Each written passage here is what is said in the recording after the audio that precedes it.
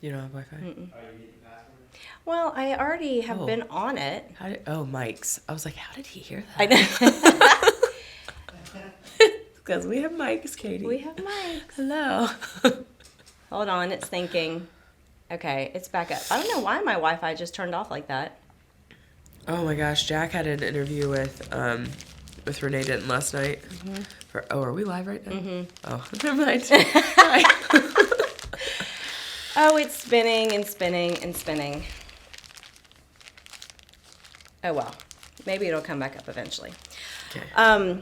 So we're live, but I can't see anybody or see who's watching or anything, but I'll check it. So anybody that's joining us Facebook Live this morning, good morning. We're going to get started with our official recording of the podcast in just a second. But if you have not taken the Enneagram test yet, either a free one or the paid one that I had put a link to, you either could do that now, or you could just wait and do it after the interview, and it'll actually obviously be way more impactful because you'll know what number to listen for. Or you may actually figure out which number you are just from listening to Katie talk today in our conversation. To me ramble. Yeah. If you figure it out, post it. We'd love to know if I can ever get my Facebook Live going again. We'd love to know what number you are, and just start a conversation around that. The Enneagram is fun, so we will. We'll get started. All right, I'm going to start my intro and then we'll get going. Welcome to the Aging Confidently podcast. I'm so glad you're here. I'm Karen Weaver, your host, and today's guest is Katie Hughes. She owns Indigo Flow and Art Yoga Studio, which is a beautiful studio here in Greenville, South Carolina. Thank you so much for coming. I'm so excited to talk Enneagram with you. I feel like it came into my life just at the right time. And I keep having that little saying go through my mind: when the student is ready, the teacher appears. Absolutely. And I'll talk a little bit about my story, but I cannot wait to talk more about this with you. But before we dive in that, tell us a little bit, like, kind of how you decided to open a yoga studio, how you got into the Enneagram. Yeah, so same thing. When a student is ready, the teacher appears. For me, I was doing something completely different before I got into yoga. I was putting on festivals and concerts and things with different partners in West Greenville, trying to bring live music to that area for 3 years, and definitely burnt out pretty quickly. It was a pretty stressful job, a lot of planning and future-based living. And so my mom, when I just kind of hit the ultimate low of being burnt out, my mom suggested that I go to a meditation conference. And I'd never meditated before. Where'd you do that? It was in Tampa. In Tampa, okay. So I literally kind of just threw myself to the wolves, and there was 500 of us in a room meditating for a weekend, and literally never meditated before in my life. So, but it was so, the experience was palpable almost. I felt like the energy everywhere in the room, and I felt like it was clearing me out, per se. And just giving me time to kind of ground and ask what was really important to me, what I really needed. And then in that time, I had a pretty deep meditation, and we had the space where Indigo is, but at that time I wanted to leave and go to New York City and work for a company to put on festivals. And just this, just like a quick little image came to me of me standing in the door and little kids from the neighborhood coming up and giving me a big hug and me saying, go get your mat. And that's cool. So, and take it however you want it. But for me, it was really profound. Absolutely. And I called my mom and I was like, I think it's going to be a yoga studio. And she was like, well, you should probably go get trained then. That's great. First things first. But, order, Katie. Yeah. So it was like a snowball effect after that. And so went to teacher training, and when I was on the way actually to that meditation conference, I started reading A Return to Love by Marianne Williamson, and that just ushered in all of this spiritual knowledge that I had not, I would say, a deficit. I just wasn't aware of that part of my life yet. I just haven't developed that. And so that was hitting me all at once, and then the meditation, and then the yoga. And I was a dancer growing up, so yoga felt really natural to me in my body, or the asana part. Sure. But then the philosophy is what I really just dug my teeth into, and I that's like the that's the heart of Indigo, is the philosophy of yoga. And so, but all of these things just kind of came together and were molding. And when I was at teacher training, the one girl that I was really, really close to, she had just gone through Enneagram coaching to become a teacher of the Enneagram. And I was like, going through all of this turmoil in my life, like, feeling one phase close out and this new one coming in and all this stuff and self-discovery. And she was like, girl, let me help you. Yeah. And told me about the Enneagram. And I took a test and it was like, oh, here I am. Here I am. It's amazing, the opening that happens. You're like, oh, I get why I am the way I am now. Like, I thought I was faulty. Yeah. Really, Yeah. like, if I'm this way and that person's that way, it was the most it's clarity. freeing thing I've ever really discovered. Yeah. A couple of things you said for the meditation piece of it. I think that's so undervalued, and obviously in our culture is the meditation piece. Because if we can't slow our minds down enough you can't hear wisdom. You can't hear wisdom. And to take the time to do that for yourself, what a gift, first of all. What a gift for you to be able to do that at the age that you were, right? And then also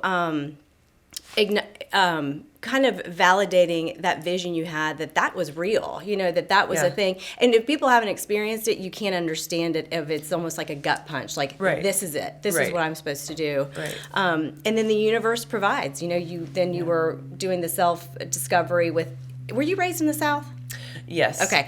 Even though I don't have the accent. Well, I was raised in Florida, and I guess that's the South. I don't really know. That's the South. Parts of it. But I feel like in the South, you just get drilled with religion, Yeah, and you miss that spiritual part of just being wide open to the universe. God is part of the universe. I mean, the Creator created everything, but not just pigeonhole it, but really be open to it. And I just recently went through that, just probably the past 3 years as well. And it's so freeing and wonderful. It is, and I was really fortunate to be raised by a hippie mom. Oh yeah, perfect.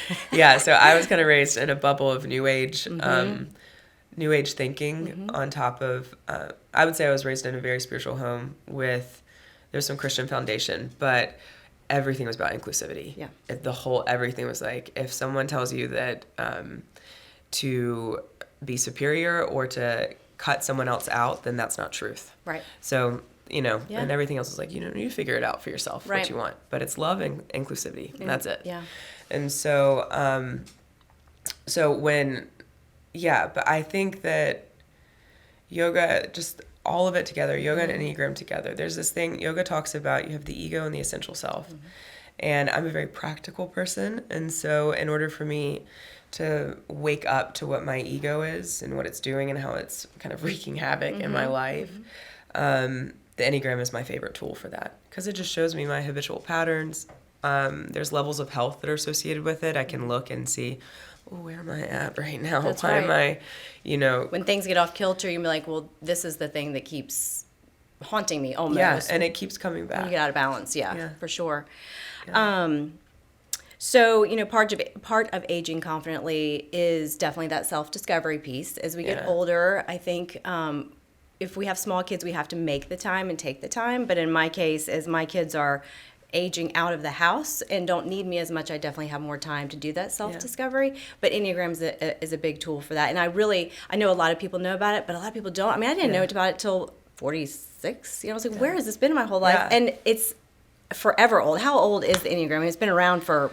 Oh, they don't know the origins. Hundreds and hundreds, right? Or it could be longer. So we're not talking about something that's brand new on the scene. This is a philosophy that's been around a very, very long time. Very long time, thousands. So it was brought in to, I don't know the exact date, but it was brought into modern psychology, I believe, in the 70s. Okay. It was actually taken into Harvard.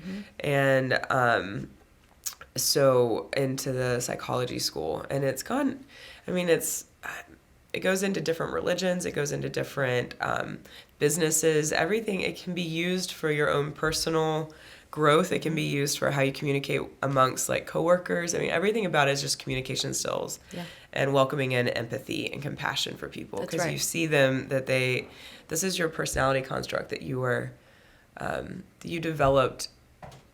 They say it's like when you're younger all the way up into high school, like those formative years.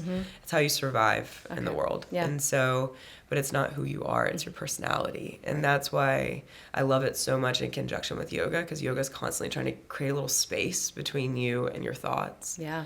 And the Enneagram's doing the same thing. Yeah. So another tool, and then combined, very, very powerful. Yeah. So when we know better, we do better. And I know Enneagram is a lot about the self-discovery, not just to say, well, like I'm a 4, for instance. Well, I'm just a 4. Fours love the Enneagram, by the way. Yeah, because we're so unique and we think we're special. But anyway, but not to like be stuck in that. I'm a 4, but more to be, like you've said, compassionate to others, but also compassionate to ourselves. But then also use that as a tool to say, that's not really me. I mean, that's not my inner. So that's just the tool, like you were saying, the survival tool that I've used to deal with whatever circumstances, I dealt with growing up, which I thought was interesting reading that those circumstances can be real or perceived. Yes, absolutely. So 4s, and we'll talk about this, but have a big abandonment fear. But, some things can happen that didn't even, or you can think things happened that didn't even really happen, which I thought was really interesting. So I want to put that out there for all the moms right now. They're freaking out, like, what am I doing to my kid that is messing them up to, like, them to be an Enneagram, blah, blah, blah, whatever number that way may be. They all have pluses and or weaknesses and strengths, every single one. But take the mom guilt out that there can be things, your kid can have a perfect life. Yeah. And there can be something that happens that they perceive, or even at school, or that they perceive as happening to their reality that does not really, that never really happened. Right. So anyway, I just take the pressure off. I'm pretty sure, I'm not a parent yet, but I know once I will be, I'm going to mess my kids up in some way or we fashion. All do. We all so, do. It's like, I think it's just part of it. But, as long as you're giving your kids the tools to look at themselves and look at their habits, then they're going to have a great We're going to do this over Christmas. Actually, my daughter was like, the Enneagram, what's that? And I was telling her a little bit about it, and she goes, what do you think I am? I was like, I don't know. Maybe we should take the test and figure out. How old is she? She's 15. Oh, yeah, perfect. Yeah. I know, right? If I had known at 15 to what I know now as far as my personality goes. So I think we're going to do that over Christmas as a family and just kind of explore that. So, all right, let's dive in. What do you think is the best way? Do you want to give an overview of each, or what's the best way to introduce? So Enneagram is multifaceted. There's a lot that goes into it, but just kind of an overarching thing. There's basically 9 archetypes, and these numbers, it's 1 through 9, but it's linear. It's not hierarchical. You'll know what I'm saying. You'll know what I'm saying. That's a long there's that southern accent, y'all. So you have 1 is the reformer, 2 is the helper, 3 is the achiever, 4 is the achiever motivator, 4 is the individualist artist, 5 is the observer investigator, 6 is the loyal skeptic, 7 is the enthusiast epicure, 8 is the challenger, and 9 is the peacemaker, but I think it's more of a peacekeeper because they keep their own peace, so they won't put themselves out there as much to try to create peace. Unless they have an 8-wing, but that's another different... Okay, anyways, let's keep going. So those are the 9 types. So that's like your basic, like the nugget is your type. And then there's a lot of seasoning that goes in. So you have a wing, which is... You're going to have 1 dominant wing. You can have balanced wings, but typically you have a dominant. And that will be adjacent to you. So I'm a 3. So 4 is my heavy wing. Sometimes 2 gets peppered in, but... I'm pretty much always a 3-wing 4. And then you also have an instinctual variant, which is dominant. So there are 3 different instinctual variants. There's sexual, social, and self-preserving. Self-preserving is your focus most of the time is on your comfort, on your needs, what you need in life. Everything is about literally preserving the self, whereas the social instinct is going to be how you react to groups. Your energy is always going to be in response to groups. So either your immediate group or just the public in general. But it's like an outward pushing energy. And then the sexual instinctual variant is one-on-one. So this doesn't mean sex, it means like one-on-one bonding. So it can be with one parent or your mate or your best friend. It's like, it's more and more intimate. Yeah. Yeah. So, for example, I'm a self-preserving 3-wing 4, and sexual is my second, and then social is really underdeveloped in me. So, Okay, so there's one of those three that's still the dominant. there's a dominant, a secondary, you'll get like a little peppering, and then you have one that's underdeveloped. Okay. Yeah. And what's really interesting, because you talked about like parents with children. So first of all, I want to say that all numbers are equal, and there are good points and bad points to each personality type. The goal is for everyone to go up the levels of health, because as you go up the ladder, it almost becomes harder to distinguish your number, because you're getting out of your ego, out of your personality, and into your essential self, where we all look the same. I did have that question. Does our number change with age? So It does not. it doesn't change. No. Yeah. It changes with awareness. Okay. You become less of your number. Yeah, I like So, that. Yeah. It doesn't rule over you so much. No. Okay, so do you want to go through 1 through 9 and kind of just give an overview of what each one? Sure. Like maybe the main, because I know there's so much. There's so and much. And there's more things to it. So when I was talking about, I kind of got to the first little bit, which is the personality type, the wings, and the instinctual variant. There's also a passion, a motivation, and a fear for each one. And that's really helpful. Oh, because when you're looking at the Enneagram, you might be like, well, I relate to a lot of different things within all these different numbers. And that's because different situations will pull different personality traits out of you. We're human. We have a full, wide-ranging spectrum of emotions and responses. So the core thing that will not change throughout your life is your, they're called passions or sin, and it's not Christian, religious, anything like that. It's just, it's like the main vice that you deal with throughout your life, which I'll go through those. Great. And then your main motivation, and then your main fear. And those, and do you want me to go through all those? Yeah, for sure. So those will always be the same. And that's very helpful to determine your number. So for one, they're the reformer. Their main passion, or their like main vice, is anger. And their drive is to do good, to be good in the world, and their fear is of being evil or corrupt. These are like the humanitarians, the environmentalists, the teachers. They really want to do good in the world, and they're the reformers, the Joan of Arcs, right? That's like, so, but typically they have issues with perfectionism and rigidity. Is that a word? Yeah. Rigidity? Yeah. So it's like they put themselves under such high standards to be perfect that this is really interesting when the instinctual variants come into play. So the sexual variant, if it's a sexual one, they will want to perfect their partner. Oh.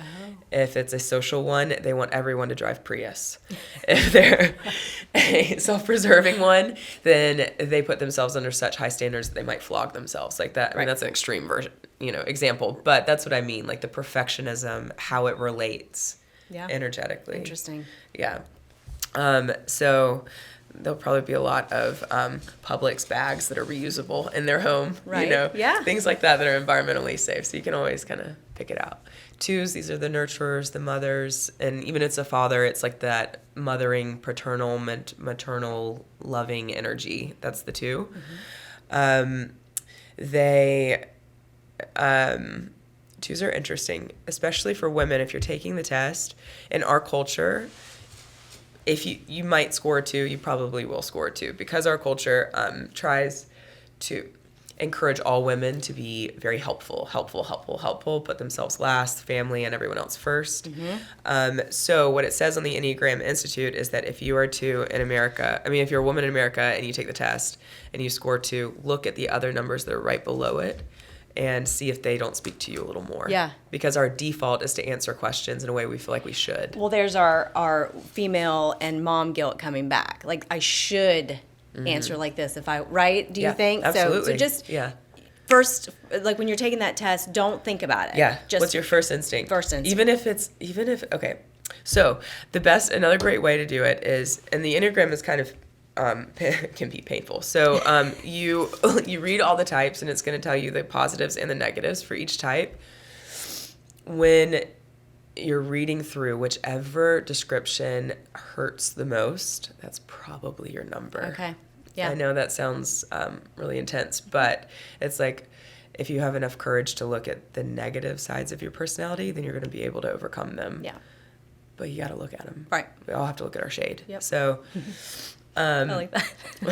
they do. You want to get in the light. That's you right. know you're dark. That's right. So, okay. So that was a 2. And 2s are so very, very, very giving to the point of resentment.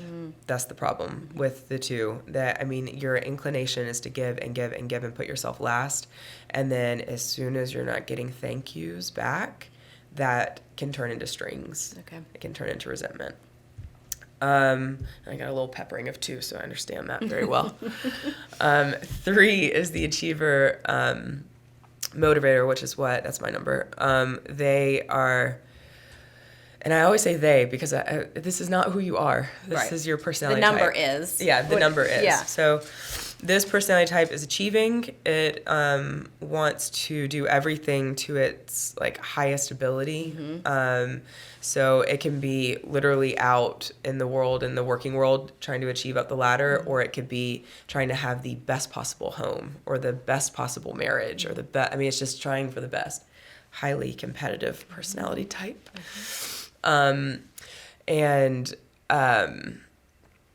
So, for example, I'm a self-preserving 3, so I'm highly competitive with myself. The social 3, that's the one that is the stereotype of the 3. That's the person that is a little boastful. Little boastful. Just very competitive outwardly. I'm the best.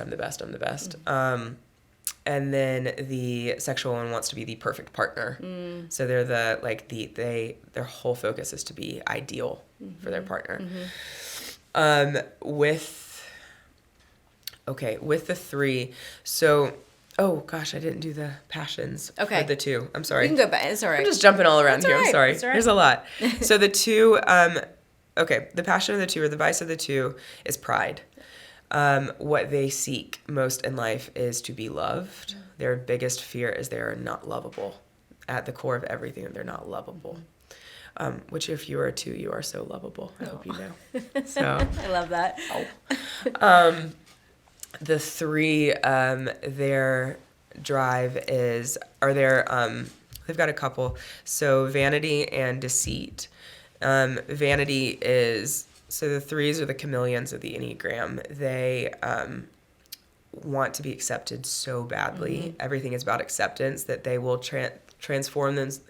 3s can read a room really easily, and they can see what will make them accepted by that room.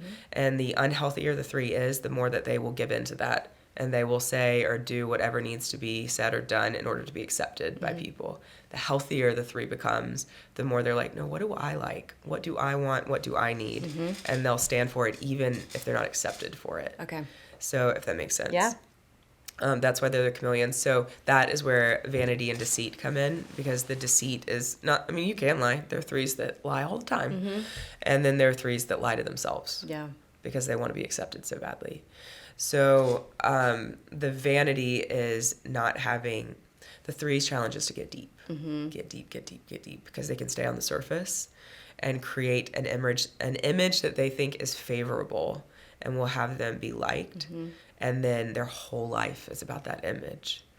And the thing about an image is it's hollow. Yeah. So you're constantly living in fear and stress that your image is going to crack. Yeah. I'm married to a 3, and so you it probably was very enlightening for our marriage because it was always the next thing. And at one point I said, when is enough? And he is an amazing man and provider because, of that drive as well. I mean, he used that drive to provide a wonderful life for us. But, we had to have that discussion, like, when is enough? Enjoy it. Yeah, and enjoy it and take the pressure off yourself. Yeah. And he... the Enneagram helped him take the pressure off. It really freed him to be like, oh, okay, now I'm understanding why I am this way. Because the self-worth is associated with accolade instead of being. Right. Yeah. It was very freeing for him and for us as a married couple. Huge. Yeah. So it was nice. That's awesome. I know. Well, yeah, that was why I think yoga was so profound for me, and it can even make me emotional because I felt like I no longer had to hustle for my worth, and like it made me feel like I was good enough just because I was a human. Yeah. So that's right. It's funny. This is Ayurvedic, but that there's those three different Pitta, Kapha, Vata. So there's three different, and I'm definitely going to talk about that in an upcoming episode. But yoga is funny for those of us who are the achievers, because I am a 4 and I definitely have a big 3. Yeah, and I'm the inverse of you. Yeah, but the yoga instructor, and I really appreciate this. She said, you need to do about 80% of what you want to do. Because you're like, am I doing the right form? You're looking around, am I doing the right form? And which is like the opposite of what you should be doing. You should be going inward, not outward. And so I appreciated that wisdom of like, you know what? It doesn't have to be perfect. It doesn't have to, you're doing it for you. So if you're out there doing yoga and you're an overachiever, you might hurt yourself, first of all. Maybe do some yin. All the 3s need yin. I can tell you that. So it's not about the performance. It's just. And that's something to be aware of. If you are a 3, are you performing all the time? Are you doing this because it's actually bringing you joy? Or are you doing this because you think it'll bring you acceptance? Like, that's the question. I wonder how many true salespeople are 3s, because my husband's a 3. And I think it benefits you that you can read a room and change depending on what it is. Probably very successful salespeople are 3s. But to check it, like to check that along the way. So, okay, perfect. Let's get to you. Let's get to 4s. Ooh. My mom's a 4. I love 4s. I love all numbers, but and I also have a strong 4 wing, so I understand 4s a lot. And so, 4s are the individualist artists. You'll see a lot of artists being 4s, but you do not have to be creative to be a 4. That's the biggest thing. 4s, it's called the individualist first because they see themselves as separate. They see themselves as the black sheep, that they are constantly not understood, and that it's like they miss the mark. They just can't get it right. And there's a lot of isolation within that. Even if they're constantly surrounded by people, internally they're like, I shouldn't be here. I'm not good enough to be here. Absolutely. Yes. Yeah. And so it's really interesting, the 4 with a 3 wing versus a 4 with a 5 wing, 2 very different personalities and energies. So 4 with a 3 wing tends to be like very much going after their art or their business or whatever it is. It's like they feel this hollowness or like this like black sheep syndrome, but they want to fix it with performing. Whereas the 4-5 wing, it's more of a defeating personality type, because the 5 is the observer. They are very isolated in their minds. So the 5 wing, it almost, and we'll get to it in a second, but 5s are constantly looking for knowledge because they never think they have enough knowledge. So 4s don't think they're enough, and then 5s don't think they have enough knowledge. So together, it's like they talk themselves out of doing everything. Wow. So it's just really interesting. So you'll see a lot more of like just more of a hermit personality with the 4-wing 5, and more of a performer, stage, seeking the limelight, 4-wing 3. And it's, it's just it's interesting. So I can vividly remember it was last fall. We were leaving the Clemson game. I don't even know what happened. I don't even think anything really happened. But we were leaving the Clemson game, and I thought, I am overwhelmed by this world. Nobody gets me. I don't get it. I don't understand why. I just had a very overwhelmed feeling. And I think you came in for a facial the next week and started talking to me about Enneagram, and that you were going to do the series of the yoga studio. I was like, I'm there. I'm so there. But acknowledging that, and then I can tell you too, looking back at journals, I can't tell you how many times I wrote in my journal, I just don't feel like I fit in. I just don't feel like I fit in. Like every group. And so to then have the knowledge of the Enneagram, that's a personality trait of mine, and that I'm not crazy, that's, No, that's you're also not alone. A lot of people feel like that. Yeah, and I think that's so valuable to say you are not alone. And if you feel this way, dig into the Enneagram and realize that it's just, it is just a facet of how you are. And then when you can acknowledge it, when it starts to rear its ugly head, I'm like, go back over there. I know what's happening. Real. It's not real. So I can... Which is so empowering. Absolutely. Yeah. I can highly relate with the not being understood piece of that. And it's funny because there's... the origin of how that personality construct comes about is different depending on what your upbringing is. So there's a lot of Enneagram 4 teachers at Indigo. Yeah. So, which is, a lot of 4s find yoga, of course. Yes. And one of my teachers, she's like, I had like the best life growing up. I didn't have any like significant death or abandonment issues. She's like, the only thing I can figure is that I was always told I was too much. Like too emotional, too much, reel it in. Yes. So, and she's like, and so I've always thought that I was too much. And so, it could be as simple as that. But it's funny what we latch onto in childhood.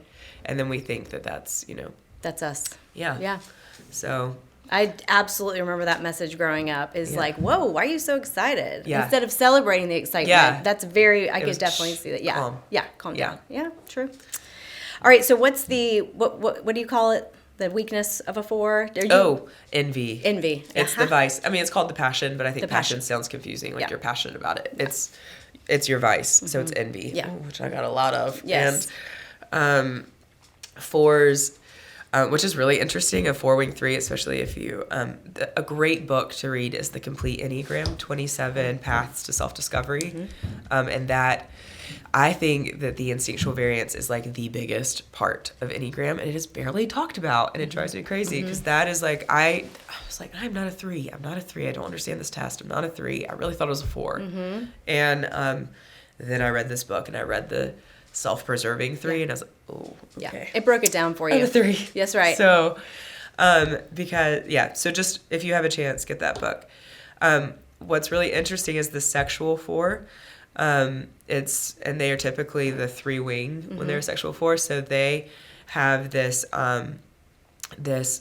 like their intense feeling of not being good enough,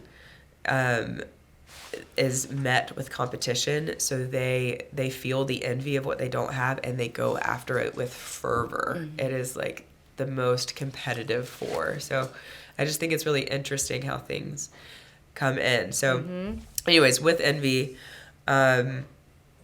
there's a lot of imaginary, there's a lot of 4s tend to envision the best life and envision themselves at something that's almost unattainable. That's what they envision. And then they also look at other people, and they hyper focus on their positives and compare themselves and think, I don't have that. Right. And so it creates more and more and more almost depression in a 4. Melancholy is a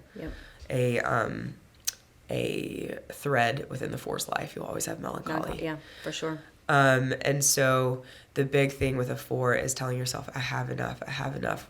What you have multiplies. So if you focus on negativity, that'll multiply. If you focus on positivity, that'll multiply. Yes. You have enough. You have your breath. You have enough. Right. You're alive right now. Yeah. You have enough. Yeah, So, I love that.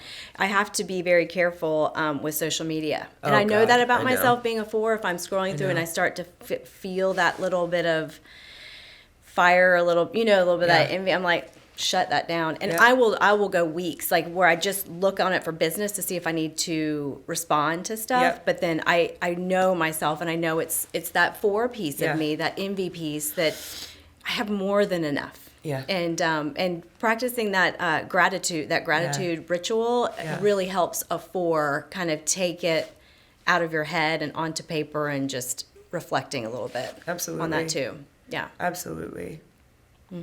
Social media is a beast. It is I a do beast. the same thing. I go on and off of it. Yeah. But it can be a very useful tool. So Just being aware, if you're 4, if you feel like you have that envy thread, you might be a 4. And so it's awareness. I mean, we keep coming back to awareness. That's all it is. It's always. Yeah. All right. 5s. Okay. Are we, By the way, 4s, so envy is their vice. Their core fear is that they're not unique, that they have no significant identity. Okay. They have no identity. And their drive is to have identity, to have, to be special. So always. Yeah. Which everyone is special, just like everyone else. Special. And right. we're all special, just like everyone else. And, 5 is the observer, investigator. So 5 gets typed a lot, like stereotyped a lot as being like the bookworm, quiet, observant, barely speaks, and that is true. There is one part I would say one aspect of the 5 is like that. But they can also be quite social. And so you may not realize you're a 5 until, you go over some things. So basically what the 5 is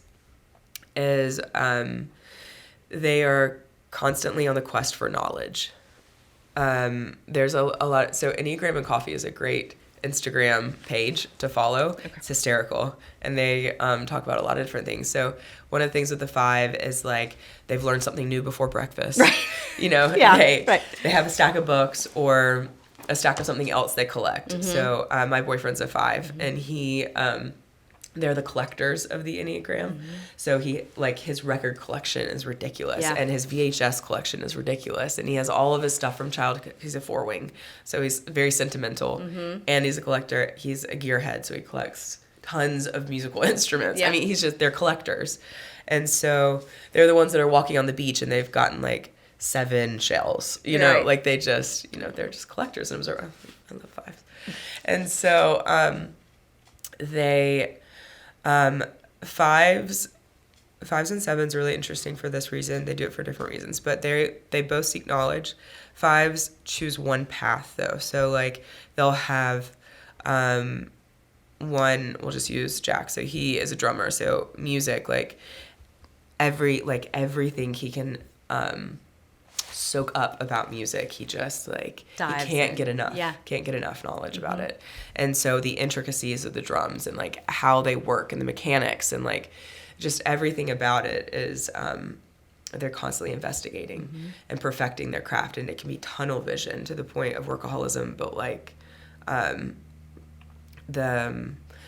5s need is just to kind of like branch out a little bit and calm down a little bit and know that they do have enough information in order to make a decision. They have acquired enough to be competent. So one thing on Enneagram and Coffee that's really funny is 5s thinks that they are not qualified for something they've been studying over a decade. Like that's a 5. So what is that? Paralysis by analysis? Yes, seriously. Yeah, right.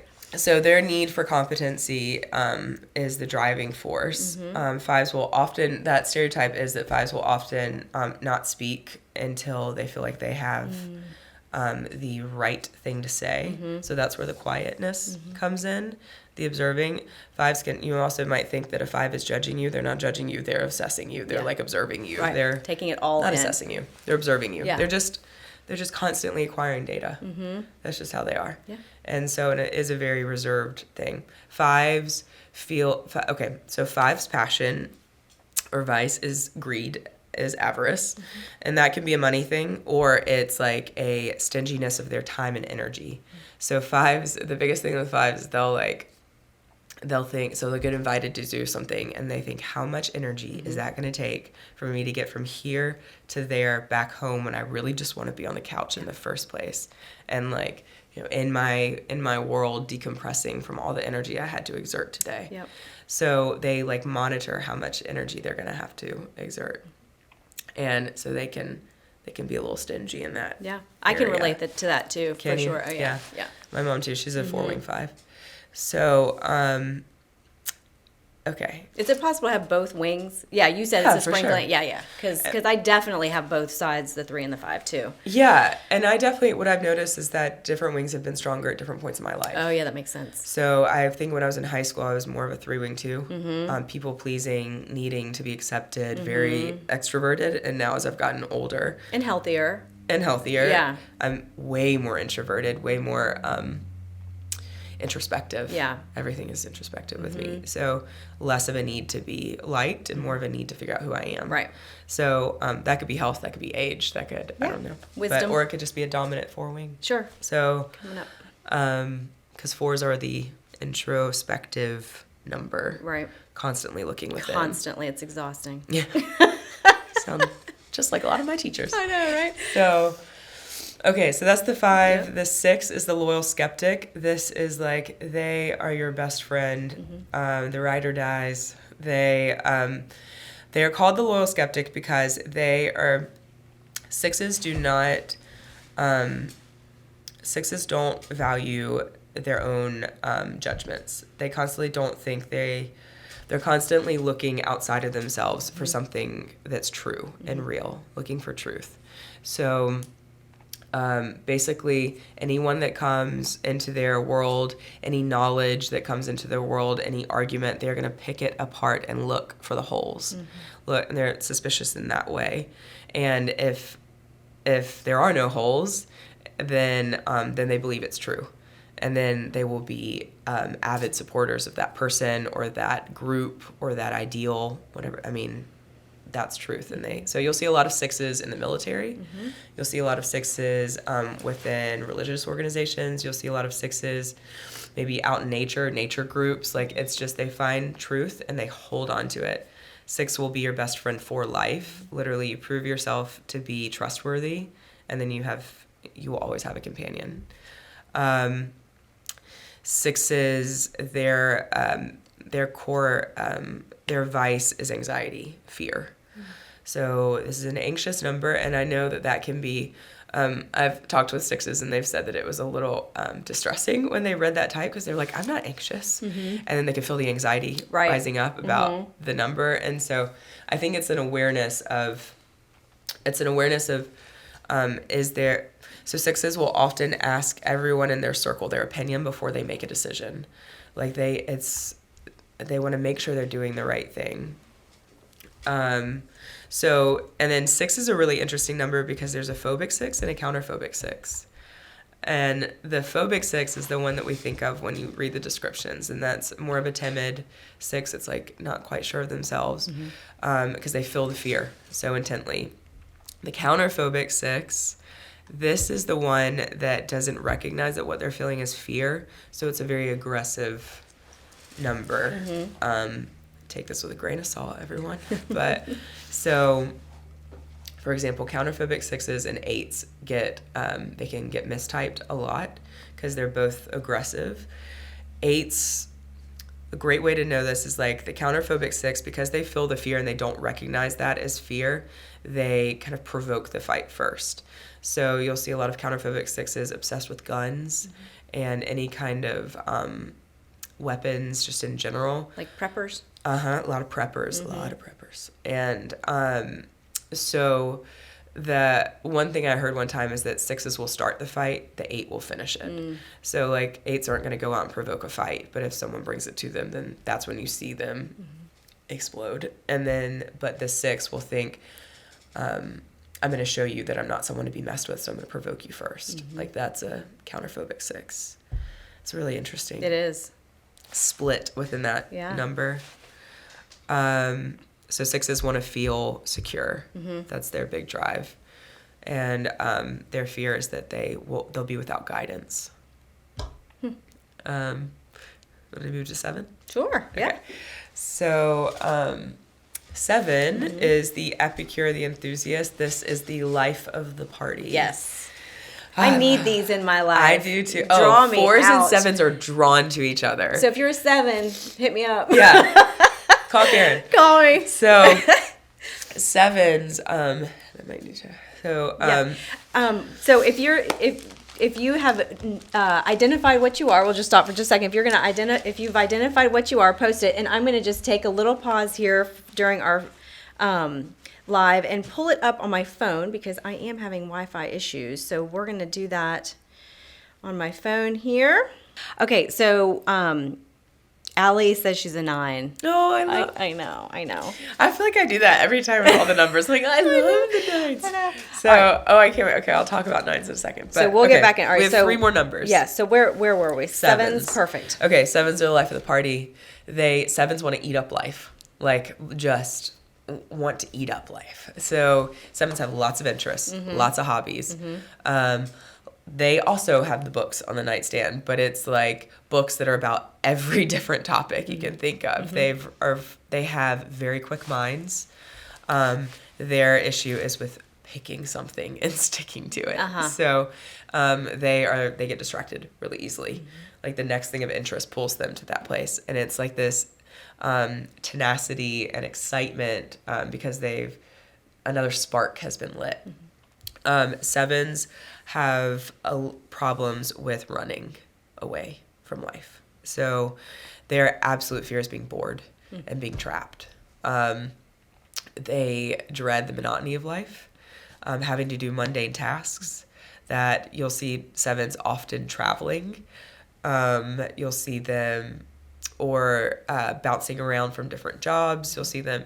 It's just like any kind of stimulation. They're constantly looking for stimulation. So one thing with the levels of health is that when you go down the rung, you can look like a different number. When you go up the rung, you can look like a different number until you hit that essence part where you don't look like any numbers. But there's like a scale. So sevens, when they go down the level of health, they go towards 1, and they can become a little bit more judgmental, a little bit more frustrated with people's inefficiency, things taking so long. Because their attention span is like they're ready to be on to the next thing. Right. Yeah. So a 5 and a 7 would like want to kill each other probably because the 5. Well, and they do. Yeah. And what's interesting is sevens, when they get healthier, they look more like 5s. Interesting. Because they choose one interest and they dive into it. Yeah. 5s are the inverse. So when 5s, they go down the rung, they look like 7s. They get scattered and a little like hyperactive. And when they go up the rung, they look like 8s. So they get out of their mind and into their body. Oh, there's also triads. Oh, there's so much to this. We'll just do a part 2 at some Lord, point. I know. Yes. And I think this is a great primer for people, especially if it's the first introduction, because then you at least can figure out. And there's so many resources. We'll talk about at the end. But anyway, so. We'll keep going with sevens. So sevens, their vice is gluttony, and that can be food, or it's just an over excess of everything. Okay. So over drinking, over shopping, over traveling, too much sex, maybe too many drugs, maybe too much alcohol. I mean, it's just no limits. The sevens challenge is to limit and to find one thing to study.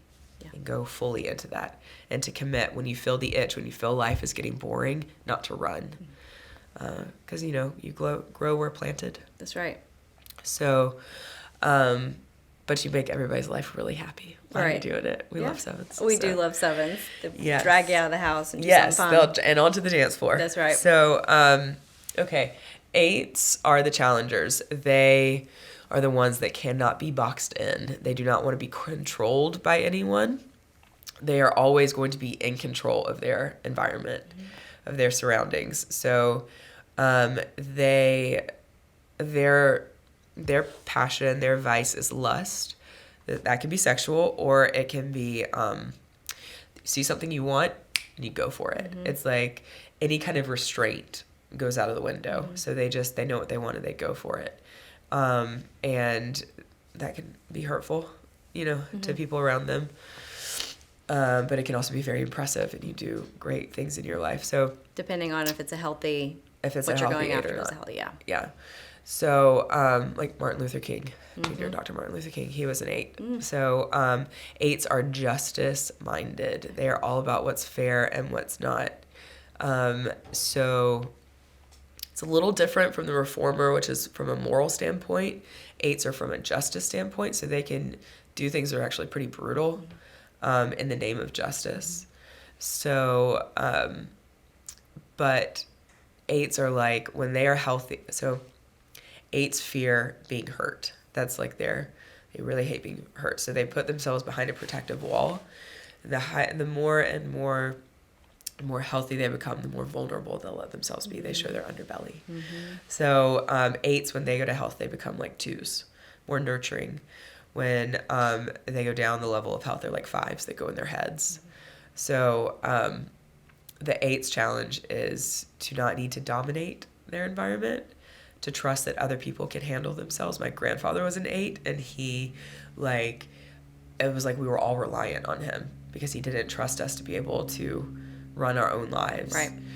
So 8s give the people in your life a little freedom. Yeah, that's a great thing to recognize too if you're a business owner. Yes. Because you could drive yourself into the ground if you don't. You try to control everything. That's right. Yep. Yeah. But you will always feel like you're just with someone who is totally in control when you're with or around. I love 8s because they're just powerful. Yeah. They operate from the gut. Yeah. From this place. Yeah. And then 9s is the alley. Okay. Nines are so wonderful. They are the peacekeeper on the Enneagram, but I mean peacemakers, but I like to call them the peacekeeper because they keep their own peace. So these are like just the rocks around you. They are grounding and calm. They never want to they don't put themselves out there that much because they don't like to rock any boats. So they will just be steady and steady and steady.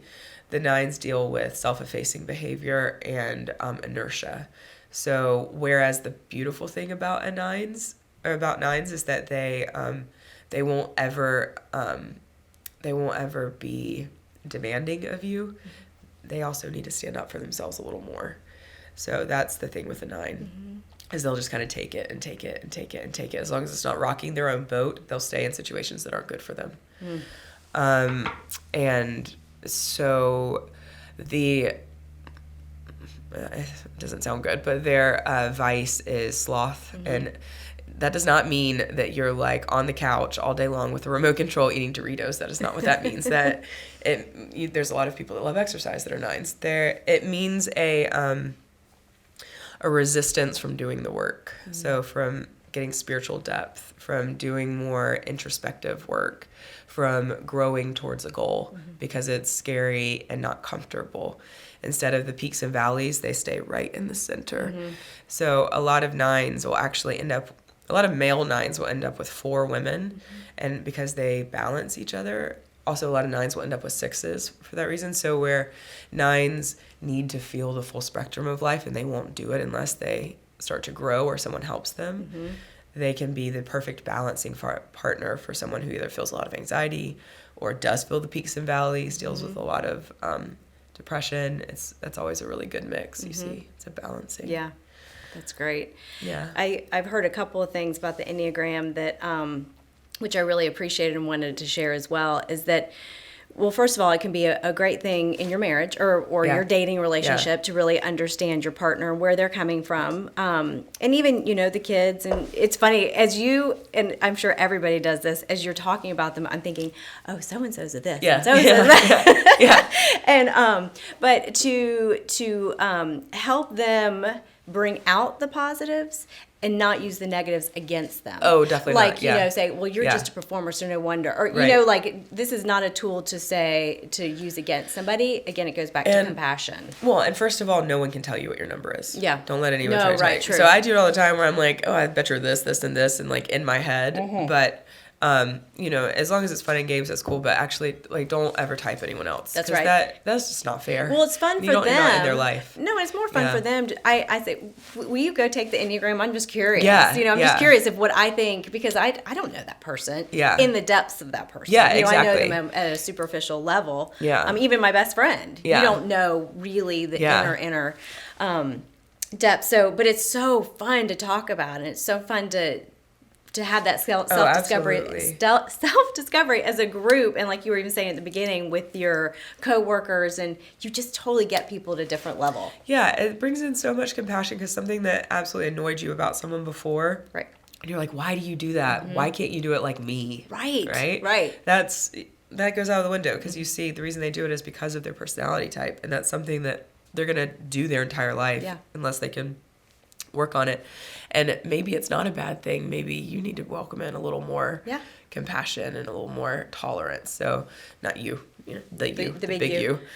But yeah, my mom and I do that all the time. We're like, oh, that was such a 4 thing. That was such a 3 thing, know, and for good or for bad. Yeah. Or maybe this person's that, so, but, and it, it's supposed to be helpful, not harmful.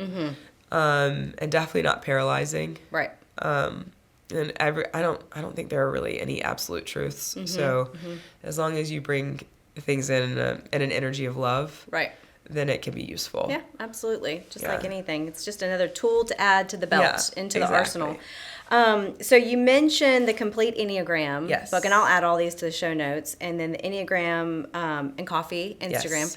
I love the podcast called Typology. Oh, yeah. That's a great one as well. They have episodes just solely on the different types, so it's kind of fun if you are like, I think I might be, or if you're between two numbers, if you listen to some podcasts where they really interview like a 4 and a 3, that really helped me solidify, you know, that was my number by hearing other people's stories. What other resources Someone can you think of? mentioned a book, and I haven't read it, but I'm pretty sure it's called The Way Back to You. Oh yeah, that's Ian Cron. The way the Path Back to You. something like that. Yeah, I'll put it. I have that book. Yeah. Which I haven't read it just because I love the complete Enneagram so much, but it's also. It's not, I don't know how that book is written, but it's more of a primer where the complete is like, it's thick. Yeah. And it's a lot of information. Yeah.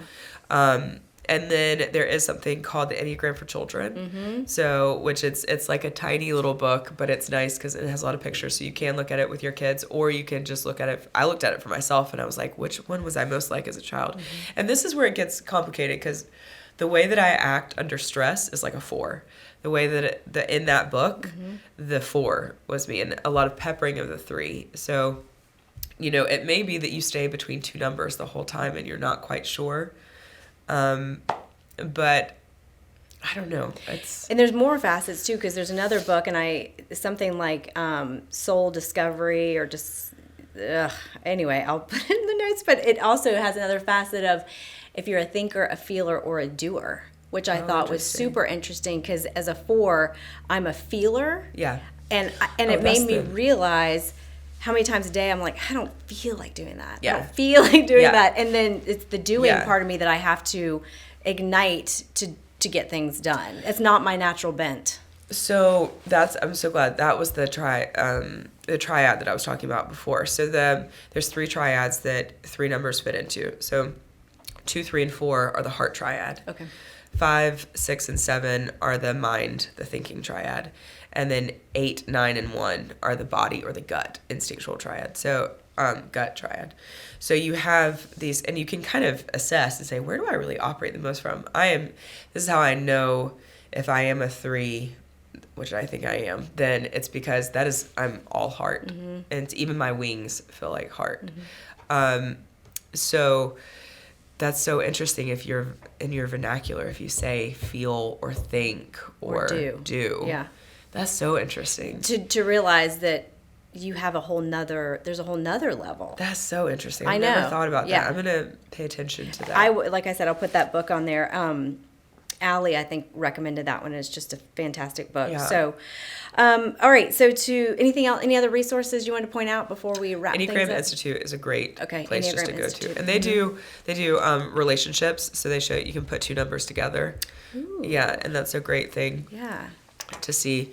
It's also wonderful because on that they show you like what are some things you might be dealing with a lot in your life, like 7s can deal with addiction and like different blind spots you might want to look out for in your own, and it also gives you tools of how to get out of the lower levels of health and how to get back to the higher ones. That's great, right? Because if you have the information, don't know what to do with it, it's pretty much for nothing. So, tell me to tell for other people where they can find you online, I guess, social media handles and maybe your website if they want to look at your classes that are offered. Yeah, so the studio is called Indigo Flow and Art. Our handle on Instagram and Facebook is at Indigo Flow Art. The website is indigoflowandart.com. My name is Katie Hughes, so I'm one of the teachers, Katie, on the schedule. When we have this amazing tea room opening up in we're in the village of West Greenville in the Arts District. So once Dobra Tea opens, which we're so excited about, then we will bring back our Sanghas, which is basically just a free gathering that you can come to, and it'll be twice a month. One will be our book club, and the other will be our Enneagram circle. And we'll meet at the tea room and talk about the Enneagram. And you'll have that on Facebook, I'm sure. Yeah, once they open. They're supposed to open in a couple months. When you have that going. And then your website is... Enneagram. It is not Enneagram. IndigoFlowandArt.com. Okay, great. You have lots of classes offered, and the space is beautiful. Thank it's you. Not hot yoga. I'm not a hot yoga fan. I feel like it takes me out of my body instead of getting into my body, and I enjoy that. I enjoy the therapeutic. So glad. Yeah, I really do. We're a vinyasa studio, so it's primarily flow. There's a lot of different levels of intensity and different levels of speed. A lot of variety on the schedule. The majority of the classes are flow. Then we also have guided meditation, restorative yoga nidra. I do a candlelight vinyasa yin class on Sundays. We're going to be adding a pranayama and mantra class where we do breath work and chanting, so which is another great way to kind of get into your body and out of your mind. So there's a lot of variety. Yeah, it's exciting. It's beautiful. Yeah. Last question before I let you go. Yes. What does aging confidently mean to you in your life? Enjoying every stage the whole way and not focusing on the external and the physical beauty, recognizing that it is a reflection of what's going on inside. So work on what's going on in here, and then that will emanate outward. I love that. That's what this podcast is all about. Yeah. Let's look at the inside. Yeah. And Yeah. age confidently that way. That's the better way. Yeah. That's the better way. Well, I really appreciate you being here, Katie, and fighting for through your having me. cold or your sinus. No, I'm sorry. I hope it gave me a sexy radio voice. Exactly. Well, I appreciate you being here. I love learning more about the Enneagram, and it's just, again, I hope if it's your first time hearing about it, you take the time to explore about it more for yourself and just have fun. If you find out your type and you want to post it, come back and post it. We'd love to know. So we thank you so much for listening. I hope you learned something today that is helpful to you. If so, please share this podcast with your friends so we can grow our Aging Confidently tribe. Please subscribe, rate, and review wherever you listen to podcasts to keep us relevant. And as always, join us live right here on our Aging Confidently page every second and fourth Tuesday of the month at 10 a.m. If there's something you'd like to learn about, please post that on the page as well. And in closing, as always, we are all beautiful and have so much to offer this world, especially when we come from a place of gratitude and confidence. So let's age confidently together and turn the so-called midlife crisis into a midlife inspiration. I'll see you next time.